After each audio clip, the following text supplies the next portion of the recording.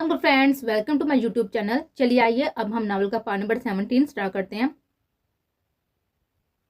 माही बेटा उठो बेटा, क्या हुआ है तुम्हें?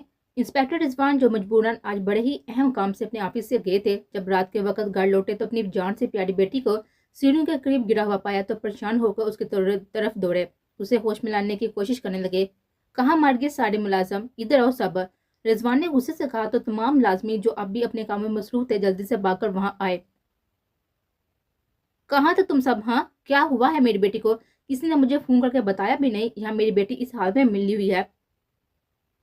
कहाँ थे तुम सब? हाँ, इंस्पेक्टर रिजवान का बस नहीं चल रहा था कि सब मुलाजमों को लाइन में खड़ा करके गोली से उड़ा दे। उनके बापा सबने सर झुका लिया। उनमें से एक बोला, वो साहब जी, हम काम में मसरूफ थे। तो सब एक साथ ही मसरूफ हो गए थे? हाँ, मैंने कहा भी था ना कि माई का ख्याल रखना, तुम सब के सब बेकार हो, किसी काम के नहीं हो। रिजवान के बापा सब लोग डरते हुए उनको देखने लगे। अब खड़े खड़े मेरा मुंह क्या देख रहे हो, पानी लाओ जल्दी। उन्होंने फिर से चीखते हुए कहा तो एक मुलाजमा भागकर किचन की तरफ गई और एक गिलास में पानी लेकर आई, जिसे लेकर रिजवान ने पानी के छींटे माही के मुंह पर गिराए तो माही ने हल्की सी आंखें खोली।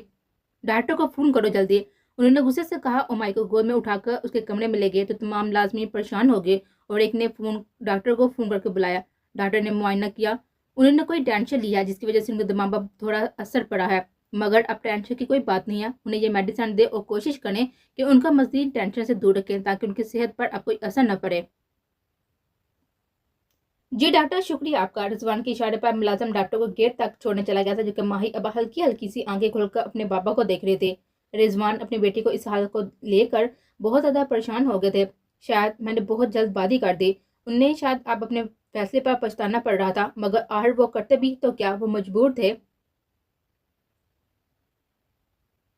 वो अब तक उसके सुकून बड़े लम्स को महसूस कर रही थी। न जाने क्यों इस शख्स की गुर्बत इतना सुकून दे रही थी, जबकि शेहराम को तो इतनी भी फुर्सत नहीं मिल रही थी कि वो ये सोच सके कि आहर अरीशा को आज हो क्या क्या थे, इतनी गुर्बतों की आज वजह क्या थी। शेहराम ने कुछ सोचते हुए उसके लबों को आजाद किया। रात का वक्त था, ठंड बढ़ चुकी थी और उसकी गर्म बाहों में सुकून महसूस कर रही थी और उसे बहुत गौर से देख रही थी, जबकि शेहराम उसके नरम लबों को अपनी उंगली से सहला रहा था। जान, उसका लहजा इंतहाई नरम और चाह से चूर था, जबकि अरीशा अभी उसकी की आंखों में गुम थी। मेरी जान, माए दिल जी, शहनाम ने से फिर से कहा तो वो होश में आई और उसकी आंखों से आंसू जारी हुए। एक झटके से वो उसे खुद से दूर करके शहनाम के लबों पर, उसके चेहरे पर जो चाहत के रंग बिखरे हुए थे, अरीशा की इस हालत पर अचानक से गायब हो गए थे। क्यों आए मेरे इतने करीब तुम? हाँ, मना किया था ना मैंने। अरीशा उसकी बाहों से खुद को आजाद करवाते चीखने लगे, जबकि शहनाम उसके यूं अचानक वाले रवैये पर थोड़ा सा अफसुदा हुआ था, मगर वो जाहिर नहीं करता था। क्या हुआ है अचानक? क्या कहीं जा रही हो? शेराम बोलता हुआ उठकर उसके करीब आया। रुको, वहीं रुक जाओ, आगे मत बढ़ना। रीचा उसे उंगली के इशारे से वार्न करने वाले अंदाज में कहने लगी। मगर क्यों? क्योंकि नफरत है मुझे तुमसे, तुम्हारी कुर्बत से, तुम्हारे लम्स से, तुम्हारी आंखों से, बिखरे हुए इन झूठे वफाओं के रंगों से। अरीशा की बात पर वो फिर से उसे कुछ दिन पहले पहले वाक्य को याद करने लगा, जब अरीशा ने उसके सामने किसी और से मोहब्बत का इतराफ किया था। क्या वाकई? तो भी थोड़ी देर पहले जब मैं तुम्हारे इतने करीब था तो क्यों नहीं रोका तुमने मुझे? हाँ, तब कहाँ थी तुम्हारी ये नफरत? बताओ, जवाब दो। शेराम की अब बर्दाश्त से बाहर होती जा रही थी, इसलिए वो भी इंतहाई सख्त लहजे से मुखातब हुआ था, जिस पर अरीशा थोड़ी शर्मिंदा हुई थी, क्योंकि वो सच ही तो कह रहा था। हर बार की तरह इस बार आहर उसने मजामत क्यों नहीं की थी? आहर क्या वजह थी जो वो खामोशी से अपने आप को उसके हवाले करने लगी थी? अब उसे अफसोस हो रहा था खुद अपनी ही की गई हरकत पर। अरीशा, तुम मेरे सब्र को आजमाना छोड़ दो, वरना जिस दिन मेरे सब्र का पैमाना लबरेज हुआ, कसम से वो दिन या तो तुम्हारा हमारे बीच आए उस शख्स का, या फिर मेरा इस दुनिया में आखिरी दिन होगा। श्रीराम की आंखें अब मुकम्मल लाल हो चुकी थी। आखिर वो क्यों उसके ऐसे रवैये से पेश आती थी? श्रीराम कदम बढ़ाता हुआ वॉशरूम की तरफ चला गया। वो शीशे के सामने खड़ा हुतुस वाले नजरों से देख रहा था। नल से बहते हुए पानी को उसने अपने चेहरे पर मारा और खुद के चेहरे को नफरत से देख रहा था। आखिर वो क्यों उसके चेहरे से उसे इतनी नफरत करती थी? आज पहली बार वो खुद को इतनी नफरत भरी निगाहों से घूरा था। और फिर वो तीसरा शख्स जो उसके और ईशा के दरमियान न जाने कब से आ चुका था, उसके बारे में सोचना अब उसे के गुस्से को मजीद हवा दे रहा था। उसका गुस्सा इतना बढ़ चुका था कि सामने लगे शीश पर ऊपर एक जोरदार मुक्का मारा, जिससे शीशा तो टूटा ही था, मगर साथ ही उसका हाथ भी जमी हुआ था। अपने इस मिशन के बाद वो एक ठोस फैसला करने का इरादा रखता था, फिर चाहे उस फैसले से किसी की जिंदगी ही क्यों ना चली जाए, मगर उसने सोच लिया था कि अब उसे कोई मजबूत और रिस्की कदम उठाना पड़ेगा, और अब यह वक्त ही बताएगा कि आखिर वो क्या करने का इरादा रखता था। वो जब वहां से बाहर आया तो ओरिशा उसी की सीट पर बैठी हुई सो चुकी थी, मगर उसका गुस्सा अभी भी कम नहीं हुआ था। लेकिन उसके नींद से बेदार करने का कोई इरादा नहीं रहता था। पहले उसने अपने हाथ पर बैंडेज की और फिर उसके बराबर में जा बैठा। वैसे तो जगह इतनी थी कि दोनों ही आराम से बैठ सकते थे, क्योंकि अरीशा सो चुकी थी, इसलिए शराम के लिए उसके साथ बैठना थोड़ा मुश्किल हो रहा था। मगर वो फिर भी खुद को एडजस्ट करता हुआ उसके साथ बैठ गया। न जाने अरीशा क्यों इस हारून के इतने करीब हो गई थी, न जाने कब उसे गद्दार इंसान से प्यार हो गया। वो अभी इन्हीं सोचों में गुम था जब अरीशा ने करवट ली और उसके सीने से जा लगी। क्योंकि वह गहरी नींद सो चुकी थी, इसलिए श्रीराम ने उसे खुद से दूर करने की कोशिश नहीं की, बल्कि उसकी गिर्द बाहें फैलाई ताकि वह नींद में भी खुद को महफूज महसूस कर सके। तुम आज भी इतनी प्यारी हो जितनी पहले थी, उसके बालों को सहलाते हुए चाह से देखने लगा। बस गुस्सा थोड़ा सा ज्यादा करने लगी हो। श्रीराम के चेहरे पर एक खूबसूरत सी मुस्कुराहट आई, मगर पल भर में वो मुस्कुराहट कहीं गायब हो गई थी जब उसे माजी याद आने लगा था। तुम कल भी मुझे नापसंद करती थी और आज भी। उसे दुख हुआ था, मगर वह खुद के जख्मों को खरीदता हुआ खुद ही करता था और मरहम भी खुद ही लगाता था। उसे कब किसी तरह नॉर्मल बिहेव करना है ये बहुत अच्छी समझ जानता था। जब उसकी रात को आंख खुली तो 2 बज रहे थे। उसने बिस्तर से उठने की बहुत कोशिश की, मगर उसे उठा ना गया। मगर बराबर में किसी की मौजूदगी का एहसास करते हुए उसने वह करवट ली तो पता चला कि वो कोई और नहीं बल्कि उसके डैड थे। तो क्या वो अब तक यहीं पर मौजूद थे? बाबा। माही की आवाज पर रिजवान ने आंख खुलकर देखा तो माही को जागता हुआ पाया। माही, बाबा की जान, बाबा आप यहाँ? और क्या हुआ था मुझे? माही का सर अभी भी चकरा रहा था, मगर वो फिर भी बहुत हिम्मत जमा करके पूछने लगी, बेटा अब तुम्हारी तबीयत कैसी है? बाबा मैं बिल्कुल ठीक हूँ। माही की बात पर रिजवान को सुकून का सांस लिया था। मेरी बेटी को भूख लगी है, कुछ खाना है? रिजवान ने प्यार से माही का माथा चूमते हुए कहा था। तो माही ने स्वाद में सर हिलाया। ओके, तो बस थोड़ा सा इंतजार करो, मैं बस अभी तुम्हारे लिए कुछ बना कर लाता हूँ। ओके, फिर हम दोनों मिलकर खाना खाएंगे। माही मुस्कुराते हुए उनको देखने लगी तो वो वहां से चले गए। मगर तब ही माही को याद आया कि उसका मोबाइल पता नहीं कहाँ था। रोहेल के मैसेज का इंतजार उसे कब से था। वो मोबाइल ढूंढने लगी तो मोबाइल उसके सर पर टेबल पर था। माही ने मोबाइल चेक किया, मगर वहां ना रोहेल का कोई मैसेज था ना कोई मिस कॉल थी। माही ने रोहेल को मैसेज किए, मगर जो पहले वाले मैसेज थे रोहेल ने तो अब तक वो भी सीन नहीं किए थे। रोहेल प्लीज मुझसे बात करें, प्लीज एक बार ऑनलाइन आ जाए प्लीज। माही रोहेल को पिक्चर देखने लगी थी और बोसा देकर सीने से लगा गई थी। वो यूं ही रोहेल की तस्वीर को सीने से लगाए हुए आंखें बंद किए हुए लेटी थी। थोड़ी देर में रिजवान खाने की ट्रे लिए कमरे की तरफ आए तो अपनी बेटी पर एक नजर डाली तो वो दरवाजा नॉक करने लगे। जी जी बाबा। माही जल्दी से मोबाइल सर पर रखते हुए उठकर बैठी। ये देखो मैंने तुम्हारे लिए कितने मजे वाला खाना तैयार किया है, बस नमक थोड़ा कम हो गया। रिजवान ने आखिरी जुमला रुक रुक कर बोला तो माही हंसने लगी। कोई बात नहीं बाबा, मैं खा लूंगी। माही की बात पर रिजवान ने नवाला बनाकर आगे बढ़ाया तो माही खाने लगी। यम्मी। माही ने टेस्ट करके बताया तो रिजवान मुस्कुराने लगे। फिर माही ने भी एक लुका बनाकर रिजवान की तरफ बढ़ाया तो वो भी खाने लगे। ये तो मीठा हो गया। रिजवान की बात पर माही सुवाया नजर से उनको देखने लगी। बाबा, क्योंकि मेरी बेटी जो इतनी स्वीट है उसके लिए उसके हाथ से खाया गया लुकमा भी तो मीठा हुआ ना। रिजवान ने प्यार से उसका गाल खींचते हुए कहा तो माही भी मुस्कुराने लगी, मगर अंदर ही अंदर कुछ था जो उसे दुखी होने पर मजबूर कर रहा था। हे उठो उठो, सब उठो, हम यूके पहुंच चुके हैं। नोवेल की आवाज पर सब पहले तो हुरैन बेदार हुई थी, फिर बासम और मैड भी आंख खोलकर उसको देखने लगे, जो इस वक्त जोकर जैसा चश्मा लगाए हुए किसी जोकर से कम न लग रहा था। जबकि रोहेल जो पहले ही जाग रहा था एक नजर नोफल पर डालते हुए उसे इग्नोर कर गया। क्या हम यूके पहुंच गए? मैड भी खुशी से पूछने लगी तो नोफल ने मुस्कुराते हुए हाँ में सर हिलाया। इस पर बासम और हुरैन खिड़की से आते हुए धूप को देखकर समझ चुके थे कि दूसरा दिन लग चुका था, तो सब तैयारी करने लग गए। उफ, कितना मजा आने वाला है। याहू। नोवेल की खुशी की तो कोई इंतहा ना थी। उसका बस नहीं चल रहा था कि वो उठकर नाचना शुरू कर दे, मगर सभी जानते थे कि नोफल और महर आर इतना खुश क्यों हो रहे हैं। बासर, क्या हम होटल में रहेंगे? महर ने बासम को फाइनल से देखा और जवाब की मुंतजिर रही। अरे महर डार्लिंग, क्या हो गया है? क्यों ऐसी गंदी गंदी बातें बना मुंह से निकाल रही हो? शुभ शुभ बोलो। हम भला क्यों होटल में रहने लगे? हम तो डायरेक्ट अपने बीच के फार्म हाउस पर जाएंगे। नोफल की बात पर बासम और हुरैन ने सर पकड़ लिया। नोफल और महर न जाने कब से बेचैन थे कि बीस का फार्म हाउस देखने को मिल जाए। पिछली बार भी बीस जब यूके गया था तो अपने साथ सिर्फ हुरैन और रूहिल को लेकर गया था, जबकि बासम जो भी चाह रहा था वो बीस का हसीन फार्म हाउस देखे, मगर वो इतना ज्यादा शोर नहीं कर रहा था क्योंकि वो मेच्योर था। मगर महर और नोफल तो थे ही छोटे बच्चे, अब उनको कौन समझाए। ओए नकामाशा, कभी मुस्कुरा भी लिया करो। हम यूके पहुंच चुके हैं और सारे रास्ते तुम ये सरा हुआ मुंह ही बनाकर रखा हुआ था। नोफल की बात पर रुहेल उसकी तरफ मतवज्जो हुआ। रुहेल, तुम माही से बात क्यों नहीं कर लेते? शायद बात करके तुम्हें थोड़ी सी तसल्ली मिल जाए। महर की बात पर रुहेल ने इस बात में सर हिलाया, मगर किया कुछ नहीं। कुछ ही देर में उनका हेलीकॉप्टर यूके की सरजमी पर लैंड होने वाला था और बस यही वजह थी जो सब लोग अपनी अपनी तैयारी में मसरूफ हो गए थे। मगर रोहेल अभी माही के बारे में सोच रहा था। उसका यूं परेशान रहना निशी के लिए बहुत ज्यादा नुकसानदेह साबित होने वाला था।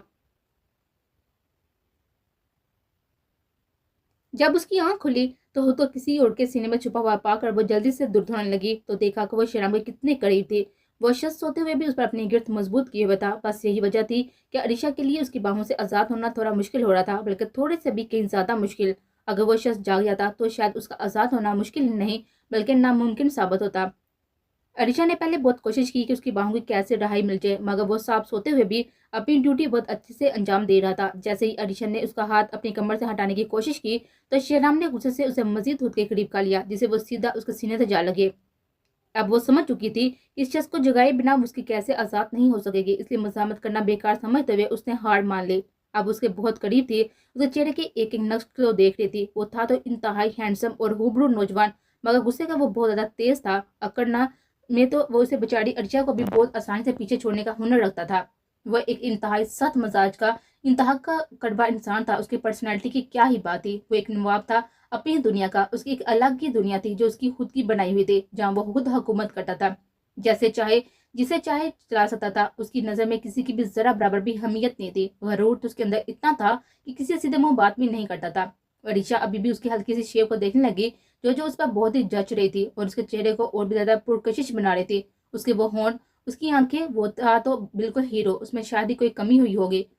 वो एक बिल्कुल परफेक्ट इंसान था। उस बात की गवाही खुद अरीशा का दिल देता था। अरीशा की नजर उसके हाथ पर गई, क्योंकि एक हाथ तो शेहराम ने उसकी कमर पर रखा हुआ था, जबकि दूसरा जो आजाद था उस पर पट्टी बंधी हुई थी। अरीशा उसके हाथ को छूकर देखने लगी। वो इतना सा जख्म, कल तक तो ऐसी कोई पट्टी नहीं थी, फिर आज वो बहुत फिक्रमंदी से उसका हाथ देकर कहने लगे, खरूस कहेगा, उसने खुद ही किया होगा ये सब, क्योंकि इन साहब को तो गुस्से में कुछ भी नजर नहीं आता ना।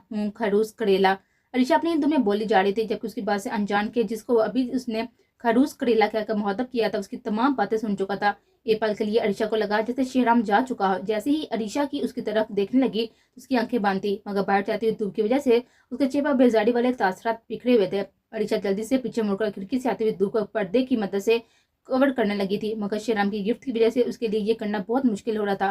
पहले उसने बहुत कोशिश की मगर नाकाम रही, तो फिर कुछ सोचते हुए वो शेराम के चेहरे के करीब आने लगी ताकि उसके साय से शेराम के चेहरे पर पड़ती हुई धूप रुक सके।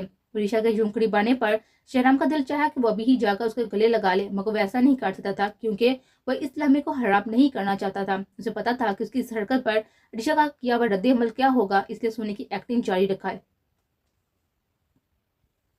अरीशा की जुल्फे शर्म के चेहरे को छू रही थी। अरीशा उसके इतनी करीब से देखकर थोड़ी सी शर्मा भी रही थी, लेकिन अब मजबूरी थी। लेकिन जबकि दूसरी तरफ शराम, जिसकी अब बर्दाश्त से बाहर हो चुका था कि वह मजीद इस नाटक को जारी रखे, वो आंखें खोलने ही लगा था कि अरीशा कुछ कहने लगी तो शराम फिर से आंखें मीच गया। कितना प्यारा है ना ये खड़ूस इंसान, ना जाने क्यों मेरे पीछे पड़ा हुआ है। उसको तो कोई भी लड़की अच्छी मिल सकती है, मुझसे ही भी अच्छी, लेकिन शायद उसे मैं ही पसंद आई हूँ, क्योंकि मुझसे अच्छी लड़की इस पूरी दुनिया में कोई है ही नहीं। अरीशा अपने ही मुंह से खुद की तारीफ करने लगे, जबकि शेराम ने उसकी बातों पर बामुश्किल अपनी हंसी कंट्रोल की, वरना वो मुस्कुराता जाता। वैसे लड़का तो ये भी बुरा नहीं है, ये भी सच है, इस खरूस के साथ मैं बहुत जचूंगी, मगर मेरे दिल के लिए कोई लड़कों की कमी थोड़ी है। लेकिन ऐसा भी तो होगा ना कि उसके पीछे कई सारी लड़कियां हो, क्या वाकई ही ऐसा है? वो फिर से कहने लगी थी, जबकि शेराम उसकी चलती हुई हर सांस को महसूस कर रहा था। उसको झटका तो तब लगा जब अरिशा ने अपनी उंगली उसके लबों पर रखी। खुद तो किसी कड़वे करेले की मानद है, मगर उसके होंठों का लम्स बहुत मीठा है। अरिशा कल रात पर मंजर याद करने लगी थी, तभी शेराम की गिरफ्त उसकी कमर पर मजबूत हुई और वो जो कब से सोने का नाटक कर रहा था अब आंखें खोलकर उसको देखने लग गया। पी लो ना इन मीठे होठों का, रोका किसने है माई हॉट वाइफ। शेराम के जागने पर अरिशा एकदम से चौंकी और दूर हटने लगी, मगर शेराम अब उस पर मुकम्मल झुकने लगा था। शेराम के बात पर अरिशा के गाल शर्म से शुरू होने लगे थे। तो तुम जाग रही हो? हाँ, लेकिन दिल ही नहीं किया तुम्हें उससे दूर करने का, इसलिए एक्टिंग करने लगा था। मैंने सोचा क्या पता मेरी वाइफ कुछ हास कर जाए। शेराम के ये अल्फाज बूंदी में मगर शरारती लहजे से अदा किए थे, जिस बार अरिशा के चेहरे पर हया के रंग नुमाया होने लगे थे। उनका हेलीकॉप्टर यूके के सरजमीन पर लैंड हो चुका था और फिर वो लोग 20 के प्लान के मुताबिक 20 की भेजी गई गाड़ी में बैठकर उसके फार्म हाउस जा चुके थे, जबकि 20 का हेलीकॉप्टर अब तक हवाओं की सैर कर रहा था। ये कौन सी जगह है? ये कहाँ लेके जा रहे हो भाई? नौफल को अपनी आंखों का बिल्कुल भी यकीन नहीं आ रहा था जब उसकी गाड़ी को एक खंडर मार्ग कारखाने की तरफ जाते देखा। वो बेयकीनी की कैफे में मुब्तला ड्राइवर से कहने लगा, जबकि हुरैन भी हैरान थी क्योंकि ये जगह तो बिल्कुल ही अजीब सी थी। बासम, ये कौन सी जगह है? तुम कुछ बोल क्यों नहीं रहे इस ड्राइवर को? ड्राइवर अपनी ही धुन में गाड़ी चलाने में मसरूफ था। वो 20 के हुक्म पर सिर्फ रुहेल के सवालों का जवाब दे रहा था। उसके अलावा वो किसी को देख भी नहीं रहा था, ना ही किसी की बात पर उसका कोई रिएक्शन था। रिलैक्स गाइस, थोड़ा सब्र कर लो। आरडी के साथ लहजे पर नौफल और महर की जुबान को ब्रेक लगा और बासिम के घुटने पर वो दोनों बिल्कुल भी खामोशी से बैठ गए। क्या सोचा था और क्या हो गया? सोचा हसीन फार्म हाउस था, खंडरमा किले में गए। नौफल ने मुंह ही मुंह में कहा, मगर सब सुन चुके थे और हुरैन तो उसको घूर भी रही थी। गाड़ी अब इस खंडरमा कारखाने के बिल्कुल करीब थी। ये कोई बहुत ही पुराना और कई सालों से बंद कारखाना साबित हो रहा था। तभी ड्राइवर ने किसी को कॉल की तो वहां के छोटे गेट से एक गार्ड बाहर निकल कर आया और एक रिमोट के जरिए बड़े वाले दरवाजे को खोलने लगा।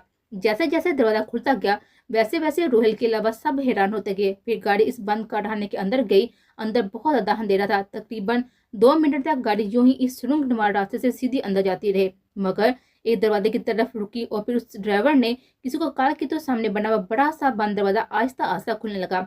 दरवाजा जैसे जैसे खुलता गया था वैसे वैसे सब लोगों के मुंह खुलते गए। गाड़ी अब इस बने हुए बाग नमा रास्ते से अंदर जाने लगी थी। हर तरफ हरे बड़े दरख्त थे और थोड़ा आगे जाकर बीच में एक बहुत बड़ा खूबसूरत मुजस्मा बना हुआ था।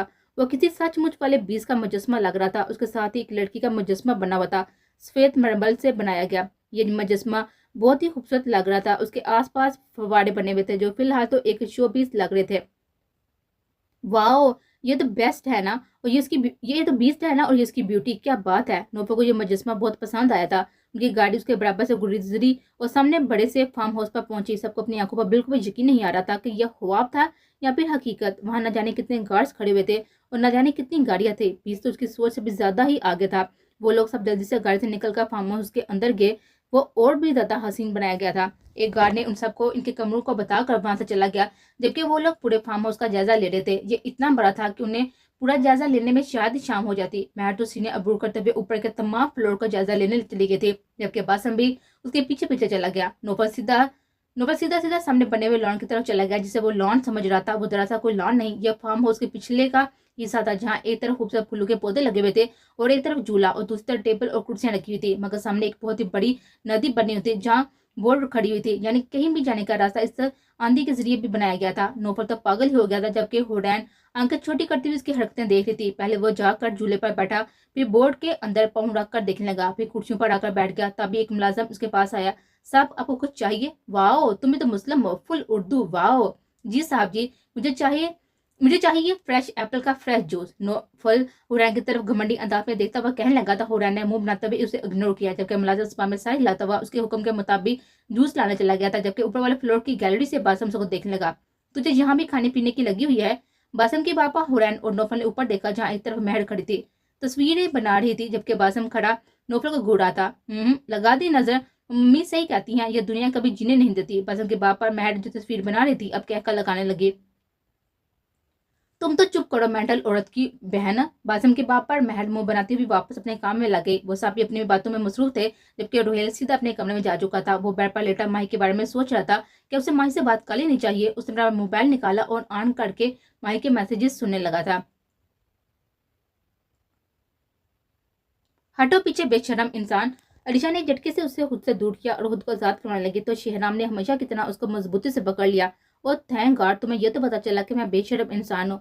शहराम के बाप पर अलीशा से आंखें छोटी करते हुए देखने लगी। वेल, चलो तुमने ये तो मान लिया कि मैं हैंडसम हूँ और तुम मेरे साथ जचोगे। वो आंख मारते हुए उसे किसी छिछोरे से कम नहीं लग रहा था। शायद तुमने ये नहीं सुना कि मैंने आगे क्या कहा था। ओ हाँ, याद आया, तुमने आगे ये भी कहा था कि खरूस करेले के पीछे भी लड़कियां होंगी। अलीशा अकड़ दिखाते हुए कहने लगी थी, जबकि शहराम ने फट से जवाब दिया तो अलीशा खामोश होगी। वैसे लड़कियां तो बहुत हैं जो हर वक्त मेरे आगे पीछे घूमती रहती हैं। हाँ तो फिर जाओ ना उनके पास ही। ये सच था कि अलीशा उसे बिल्कुल भी पसंद नहीं करती थी, लेकिन अपने आगे किसी लड़की का सुनकर उसका पारा हाई हो जाता था। मैं क्यों जाऊं भला किसी के पास, मेरे पास तो तुम हो, ये काफी नहीं? शहराम के बापा अलीशा को थोड़ी तसल्ली हुई कि उसकी बात हो रही है, मगर शहराम भी था। वैसे इनमें से एक लड़की बहुत खूबसूरत थी और हॉट भी। शहराम ने शरारती अंदाज में उसे चुराते हुए कहा, तो वो वक्त जाया किए बगैर उसे खुद से अलग करते हुए वहां से उठ गई। बहुत ही कोई बेशरम इंसान है। मुंह मुंह में बकबक करते हुए वो फेस वॉश करने के लिए चले गए, जबकि शहराम अब समझ चुका था कि इस लड़की को कैसे चुराना है। जब वो वहां आई तो शहराम को शिर के बिना खड़े देखकर जल्दी से आंखों पर हाथ रख गए। ये क्या बेशर्मी है, बदतमीज कहेंगे। इस हालत में भी वो उसे कहने से बात ना आई थी। ओ थैंक गॉड तुम आ गई, प्लीज जरा मुझे ये शर्ट पहनाओ। शहराम उसके करीब आने लगा तो अलीशा जल्दी से पीछे हुई, मगर अब पीछे कोई जगह नहीं थी कि वो मजीद दूर होते। क्यों, तुम खुद पहनो। कैसी बीवी हो तुम? हाँ, नजर नहीं आ रहा किशोर के हाथ पर जख्म है और खड़ी खड़ी जुबान चलाई जा रही हो। अर्षा के तेज लहजे पर शेराम भी तेज लहजे में कहने लगा, मैं नहीं पहनाऊंगी, समझे तुम? तो क्या मैं इस हाल में हेलीकॉप्टर से बाहर जाऊंगा? शेराम आईब्रू का जाविया बनाते हुए पूछने लगा। हाँ, मर्जी तुम्हारी। अरीशा बड़े मजे से हाथ बांधते हुए कहने लगी, सोच लो, फिर ये ना कहना कि मैं धोखेबाज हूँ, क्योंकि तुम खुद ही अपने शोर को बिना शर्ट के सबके सामने ले जाना चाहती हो, और ऐसे में अगर कोई लड़की तुम्हारे शोर को देखे और उस पर फिदा हो जाए तो क्या करोगी फिर? जस्ट शट अप, मुझे कोई फर्क नहीं पड़ता, तुम किसी के साथ भी सेट हो जाओ। और रियली? शेराम उसके बिल्कुल करीब आया। अच्छा, अब शर्ट तो पहना दो, वरना फिर मेरे मूड का तुम्हें पता ही है ना। शेराम अब उसे ऊपर से नीचे तक देख रहा था। अलीशा उसके इरादे समझ चुकी थी, इसलिए जल्दी से सिर पर पड़ी हुई शर्ट उसे पहनाने लगी तो वो बड़े आराम से पहनने लगा। जब वो उसकी शर्ट के बटन लगा रही थी तो इसी दौरान शेराम ने उसे कमर से पकड़ कर होते करीब कर लिया, जिसे उसके सीने से जा लगी थी। शेराम, अब तुम हद पार कर रहे हो। उसके बाद का मुख्तसर सा जवाब देकर उस पर झुकने लगा था, जिस पर अरीशा ने उसे दिखा दिया था कि उसके तासा गुस्से में बदलने लगे थे। बात सुनो मेरी, आज के बाद अगर तुमने मुझे इस तरह से खुद से दूर किया तो बहुत बुरा होगा। जब तक तुम मेरे साथ हो तब तक तो तुम मुझे खुद से दूर नहीं रख सकती, फिर मैं तुम्हारे साथ चाहे कुछ भी करो। शेराम ने उसे बाजू से जकड़ कर खुद से चिपका लिया था। उसकी गिरफ्त से अरीशा को दर्द महसूस होने लगा था, मगर वो उसके सामने खुद को कमजोर बिल्कुल भी साबित नहीं करना चाह रहे थे। क्यों? क्यों? जो चाहे कर सकते हो तुम। मैं तुम्हारी खरीदी हुई कोई चीज हूँ क्या? तुम मेरी मलकियत हो, मेरा जुनून हो, मेरा पहला और आखिरी इश्क हो तुम, मेरी जिद की आड़ी हद हो तुम। इस बदतमीज लड़की के लिए तमाम हदें पार करने वाला वो इंतहा का खरूस लड़का था। उस जहरीले पिस की जिद की आड़ी हद और वो इंतहा की खरूस लड़के थे। दोनों ही खरूस थे, दोनों ही इंतहा के अकर मजाए थे। एक पागल में इश्क, एक नफरत में पागल तो दूसरा इश्क में पागल था। वो खामोशी से उसकी ब्राउन आंखों में एक अजीब सा जुनून देख रही थी, एक ऐसा जुनून जो शायद हमेशा से था और शायद हमेशा तक रहने वाला था। वो उसे खुद के करीब पाकर एक अजीब सा सुकून महसूस कर रही थी। आखिर क्या था इस अनजान शख्स में जो उसे सुकून का बायस बनता था, जबकि नफरत वो उसे इंतहा की करती थी। मगर जब उसके इतने करीब आता था तो उसकी नफरतों के असाब जवाब देने लगते थे।